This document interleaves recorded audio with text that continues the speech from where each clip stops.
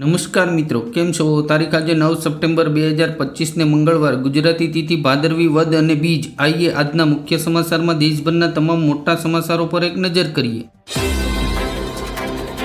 આજે ભારતના 15મા ઉપરાષ્ટ્રપતિ પદ માટે ચૂંટણી યોજાશે. કોણ બાજી મારી જશે, ભાજપ કે કોંગ્રેસ? કોમેન્ટ કરીને જણાવજો. રાજા રઘુવંશી મર્ડર કેસની 790 પાનાની ચાર્જશીટમાં થયો મોટો ખુલાસો. રાજાને મારવાના સોનમના 3 પ્રયાસો ફેલ ગયા હતા. બિહાર એસઆઈઆર મુદ્દે સુપ્રીમ કોર્ટનો આદેશ. આધાર કાર્ડને 12મા દસ્તાવેજ તરીકે આપી મંજૂરી. ટેરિફ બાદ ટ્રમ્પનો ભારત પર વધુ એક પ્રહાર. ભારતીય કંપનીઓના આઉટસોર્સિંગ પર પ્રતિબંધ લગાવશે. આઈટી કંપનીઓને અમેરિકાથી કામ મળવાનું બંધ થઈ જશે. ગોપાલ ઇટાલિયાની વિધાનસભામાં ધમાકેદાર એન્ટ્રી. પહેલા દિવસે 25 પ્રશ્નો મૂકીને વિધાનસભાને હચમચાવી નાખી. ટ્રમ્પે બરાબર કર્યું. ભારત પર અમેરિકાએ ટેરિફ લગાવવાના નિર્ણયને યુક્રેનના રાષ્ટ્રપતિ ઝેલેન્સ્કીએ યોગ્ય ગણાવ્યું. અમેરિકાએ રજૂ કર્યું નવું બિલ. ભારતીય આઈટી કંપનીઓને વધારાનો 25% ટેક્સ ચૂકવવો પડશે. રાજકોટમાં હેલ્મેટના વિરોધમાં સત્યાગ્રહ સમિતિ દ્વારા જેલ ભરો આંદોલનની આપી ચીમકી. નેપાળમાં યુટ્યુબ અને ફેસબુક બંધ કરતા હિંસા ફાટી નીકળી. પ્રદર્શનકારીઓને જોતા જ ગોળી મારવાનો આદેશ અપાયો. ઉપરાષ્ટ્રપતિની ચૂંટણીમાં બીઆરએસ અને બીજેડીની મોટી જાહેરાત. કોઈપણ ઉમેદવાર માટે નહીં કરે મતદાન. લોકો મુશ્કેલીમાં હોય તો હું રાત્રિના ભોજનનું આયોજન કેવી રીતે કરી શકું? એનડીએ સાંસદોની બેઠકમાં પીએમ મોદી બોલ્યા. લાલ કિલ્લા પરિસરમાંથી 1 કરોડની કિંમતના સોનાના કળશની ચોરીનો પર્દાફાશ. હાપુડમાંથી ઝડપાયેલા આરોપીએ કરી ચોંકાવનારી કબૂલાત. અમેરિકાના ટેરિફથી ગુજરાતના સોલાર ઉત્પાદકોને 7,000 કરોડ રૂપિયાનો ફટકો પડશે. કાઠમાંડુ સહિત નેપાળના ઘણા શહેરોમાં હિંસા ફેલાઈ. પોલીસ અને ગ્રીન ઝેડ વચ્ચે અથડામણ થતાં 19 લોકોના મોત. અમરેલી જિલ્લામાં ઓક્ટોબર 2024માં કમોસમી વરસાદથી થયેલા પાક નુકસાનના વળતરમાં તલાટી મંત્રી દ્વારા જબરી ગોલમાલ કરવામાં આવી. ઓનલાઈન ગેમિંગ કાયદા સામે હાઈકોર્ટમાં પડતર અરજીઓની સુપ્રીમ કોર્ટમાં સુનાવણી થશે. ગુજરાતના ખેડૂતો માટે સરકાર ડેટા સેન્ટર બનાવશે. હવે એક જ ક્લિકથી 7/12ના ઉતારાથી લઈને તમામ દસ્તાવેજો મેળવી શકશો. જીએસટી શૂન્ય થવા છતાંય વીમા પ્રીમિયમમાં થશે વધારો. નવા રિપોર્ટમાં વીમા કંપનીઓની યોજનાનો થયો ખુલાસો. ભારત અને યુરોપ વચ્ચે ફ્રી ટ્રેડ એગ્રીમેન્ટની વાતચીતથી અમેરિકા છીડાયું. કોર્ટે વિધાનસભા સત્રમાં ભાગ લેવા ડેડિયાપાડાના ધારાસભ્ય ચૈતર વસાવાને આપી પેરોલની મંજૂરી. જૂનાગઢની આલ્ફા ઇન્ટરનેશનલ સ્કૂલની હોસ્ટેલમાં વિદ્યાર્થીને મારવાના મામલે આહિર સમાજ મેદાને ઉતર્યો. રેલી કાઢીને વિરોધ નોંધાવ્યો. વિધાનસભા સત્રમાં મંત્રી બસુ ખાબડને લઈને કોંગ્રેસ આક્રમક, કરી રાજીનામાની માંગ. રાજકોટમાં ફરજિયાત હેલ્મેટના વિરોધમાં આવ્યા લોક સાહિત્યકાર દેવાયત ખવડ. વિધાનસભા સત્ર પહેલા જિગ્નેશ મેવાણીની સરકારને ચીમકી. આ સત્ર તોફાની બનીને રહેશે. દબંગ ફિલ્મના ડાયરેક્ટરનો ગંભીર આરોપ. કહ્યું, સલમાન ખાનને એક્ટિંગમાં કોઈ રસ નથી, તે એક ગુંડો છે.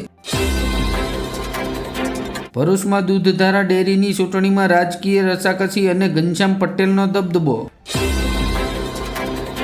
પંજાબના મુખ્યમંત્રી ભગવંત માનની મોટી જાહેરાત. પૂરગ્રસ્ત ખેડૂતો માટે પ્રતિ હેક્ટરે 20,000 રૂપિયાનું વળતર આપવામાં આવશે.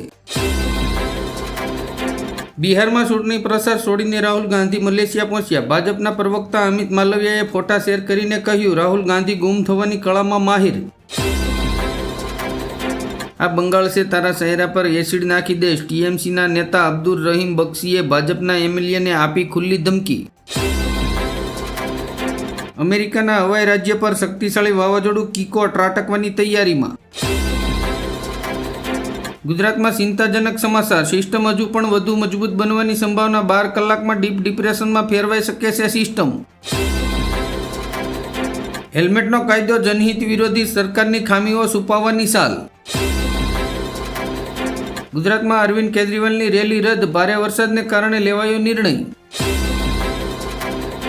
અમેરિકા 50% ટેરિફ લગાવી રહ્યું છે તો તમે 75% ટેરિફ લગાવો. ગુજરાતમાં અરવિંદ કેજરીવાલનો સરકાર પર પ્રહાર.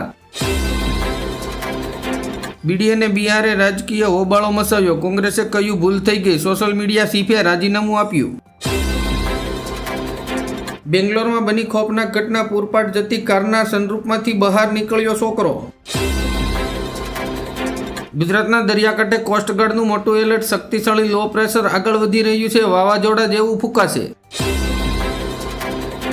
બે બાજુ ડાકલી વગાડતા ટ્રમ્પ ભારતને નિશાન બનાવ્યા બાદ હવે ખુદ અમેરિકન રાષ્ટ્રપતિ જિનપિંગને જઈ રહ્યા છે મળવા. આખી ગેમ સેટ. ભારત ચીન સાથે મળીને કરશે કામ. આ રીતે શેર બજાર ફરી ચમકશે. યુક્રેન પર રશિયાનો સૌથી મોટો હવાઈ હુમલો. કીવ પર 800થી વધુ ડ્રોનથી કર્યો હુમલો. કેબિનેટ બિલ્ડિંગને બનાવી નિશાન. મુંબઈમાં ગણપતિ વિસર્જન દરમિયાન વીજળીનો વાયર મૂર્તિને અડી જતા સહભક્તોને લાગ્યો કરંટ. એકનું થયું ઘટના સ્થળે મોત. અમદાવાદમાં મનપાની ચૂંટણી પહેલા કોંગ્રેસનું સર્જન અભિયાન. વોર્ડ સમિતિ પ્રમુખોની કરાઈ નિમણૂક. ઉજ્જૈનની શિપ્રા નદીમાં પોલીસની ગાડી ખાબકતા પીઆઈનું થયું મોત. અન્ય 2 પોલીસ કર્મચારીઓની શોધખોળ શરૂ. ટ્રમ્પની નવી જાહેરાતમાં ભાગીદારી દેશોને ટેરિફમાંથી મુક્તિ અપાય. સોના સહિત 45 વસ્તુઓનો સમાવેશ. પંજાબમાં ગેંગસ્ટર ગોલ્ડી બારના ખાસ સાથીની ધરપકડ. 5 પિસ્તોલ અને 10 જીવતા કારતૂસ જપ્ત કર્યા. બંગાળની ખાડીની સિસ્ટમોનો વળાંક પાકિસ્તાન જવાને બદલે ગુજરાત તરફ આવી ગયો. હવે વરસાદ ભૂક્કા બોલાવશે. ગુજરાત વિધાનસભાના ચોમાસુ સત્ર બાદ દાદાના મંત્રીમંડળમાં મંત્રીઓની છૂટી થવાની સંભાવના. મહારાષ્ટ્રના કોલ્હાપુર જિલ્લામાંથી એક ચોંકાવનારી ઘટના સામે આવી. 10 વર્ષના બાળકને આવ્યો હાર્ટ એટેક. હવે ઓનલાઈન ફૂડ ઓર્ડર કરશો તો પડશે મોંઘું. સરકારની જાહેરાત બાદ સ્વિગી અને ઝોમેટોનો મોટો નિર્ણય. અમૂલ અને મધર ડેરીનું દૂધ 22 સપ્ટેમ્બરથી 3 થી 4 રૂપિયા સુધી સસ્તું થાય તેવી શક્યતા. સંતરામપુરથી રાજસ્થાન જતા માનગઢ રોડ પર ભૂસ્ખલન. ભારે વરસાદથી પ્રોડક્શન વોલ તૂટતા 100 મીટર માર્ગ ધસી પડ્યો. દિલ્હીમાં આરએસએસનો શતાબ્દી સમારોહ. સંઘના નેતૃત્વના અભિગમમાં આવેલા બદલાવના સ્પષ્ટ સંકેતો. આનંદ ચતુર્થી પૂર્ણ થતાં જ મુંબઈ થાણેમાં માંસ અને દારૂની દુકાનોમાં લોકો ઉમટી પડ્યા. ગીર સોમનાથ જિલ્લામાં મગફળી પાક માટે થયેલી નોંધણીનું સેટેલાઇટ ઇમેજ આધારિત વેરિફિકેશન શરૂ કરાયું. ગુજરાત કોંગ્રેસ દ્વારા 11મી સપ્ટેમ્બરથી ખેડૂત અધિકાર યાત્રાનો પ્રારંભ કરશે. પંજાબ પૂરમાં ડૂબી ગયું. કેજરીવાલ ગુજરાતમાં વ્યસ્ત. દિલ્હી ભાજપના પ્રદેશ પ્રમુખ વિરેન્દ્ર સચદેવાએ કહ્યું ભાગી જવું એ કેજરીવાલનું સમજી વિચારીને ભરેલું પગલું છે.